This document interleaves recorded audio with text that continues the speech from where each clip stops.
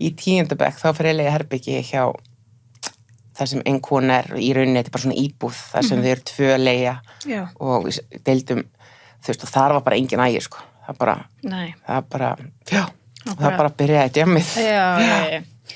Ok, Þannig því ég í 10. bekk ég bara í rauninni bara sjálfvalast, þannig, sko, þannig þetta litla sem ég hafði mitt eins og frá þessar konu sem bjó hjá, sem var í háskólanum, sem var alltaf með ung sjálf, að var mér mjög góð að það bara í 10. bekk þannig alltaf var ég bara hann sjálfvala. Ertu einhver sambandi við þessu konu í dag? Því miður, það var ekki, nei. Já, ég hitt hana einu sinni, þessi Guð kom hann gamall, ég held að sé verið alltaf tæp 20 ára síðan eitthvað. Já, það var yfir Nings, ég var 25 ára. Já, það 19 ára síðan. Ok, já, þannig að þú hefur verið bara orðin sjálfvala í 10. bekk og bara, já, verið svolítið bara, náttúrulega væntanlega upplifa svolítið að þú bara gæti gert það sem þú vildir, ekki? Jú, ég gerði bara það sem ég vildi. Já. Og hvernig leiði með það? Hvernig gekk 10. bekkurinn? Það var náttúrulega bara, ég þróaði mjög hratt með mér alkoholisma. Já. Og það var mikið djam og svona, sko, og einhverjuna hröpuðu og svona, ég öfundaði krakka sem ætti foreldra svona og vera ekki afskiptulausir.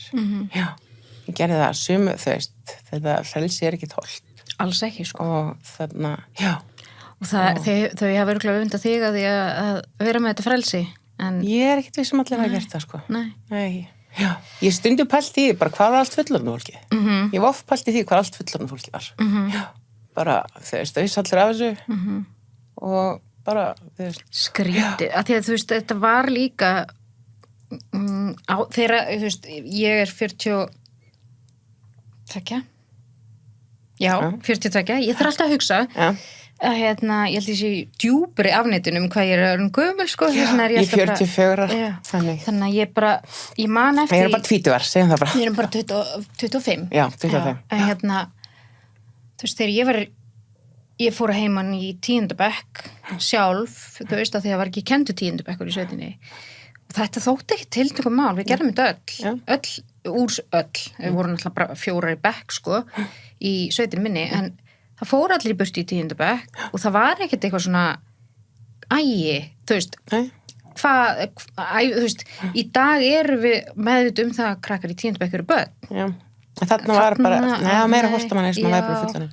En ég var að vinna hættulegum vélum bara þegar ég 13 ára. Svona hausurum, sko, sem bara snúa, sko, menn að fólk var að missa puttana og alls konar. Já, og þetta þótt ekkert tiltökum mál. Mér fyrir ekki láta börn fara á svona vélar í dag. Nei. Og varst að vinna í fiski þá? Já, ég byrjaði að vinna í fiski á 13. Já, sumrin. Mætt 6 á morgnana, búið 7 á kvöldin. Árið eftir var ég fann að þrífa og með taka hnífana og flugunavélinni og eitthvað, bara þú myndir aldrei setja börn í dag, stórhættulegt. Nei. Svo, það er alveg bara fín lína þarna var þetta alveg bara svona hardcore. Í dag erum við rosalega mikið að passa börnin okkar, að þau upplifi sem minnst af erfiðleikum. Já. Og maður alveg stundur bara svona það þarf samt að vera jafn. Já, það þarf að vera jafn. Maður þarf eiginlega að vera með smá svona jafnvægi á sig. Það náttúrulega kannski heldur ekki gott, sko, eitthvað manneskja þarf við sjálfsögð með þegar þetta hamsturinn dó. Nei, einmitt.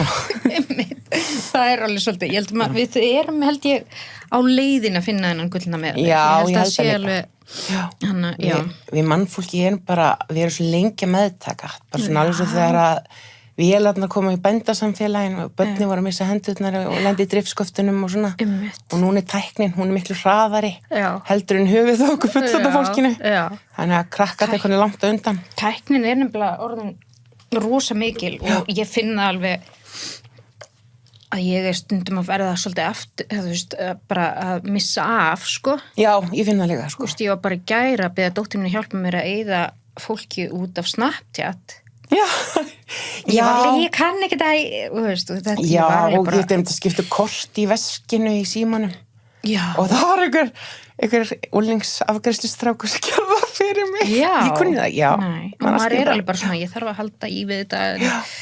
En já, og hvað gerist? Náðurðu 10. bekk? Ég náði öllu nú að stærðfræði. Það er náttúrulega, og ég mætti náttúrulega drukkin það próf. Já, Já. drukkin. Já. Ok. Og hvernig var tekið á því? Var ekkert tekið á því kannski? Nei, það var ekkert tekið á því, sko. Nei. Það var eitthvað eins svona mjög skrítið. Já. Það var mjög furðulegt alls. Þetta held ég, þetta er bara... Ég vil ekki ekki verið þjófna því á 13 ára. Já. Og í Kringlunni. Og þorði ekki að fara í Kringluna fyrir ég var 16 þegar ég var bannaða. Ég er mjög hlýðin, sko. Þannig ég fór ekki í Kringluna. Nei. Með þess að kenni sem mömmu. Ég satt bara út í bíl. Ég var svo hrædd bara. Það kæm bara svo rauða sírenur eða eitthvað í gang. Hún er komin eftir.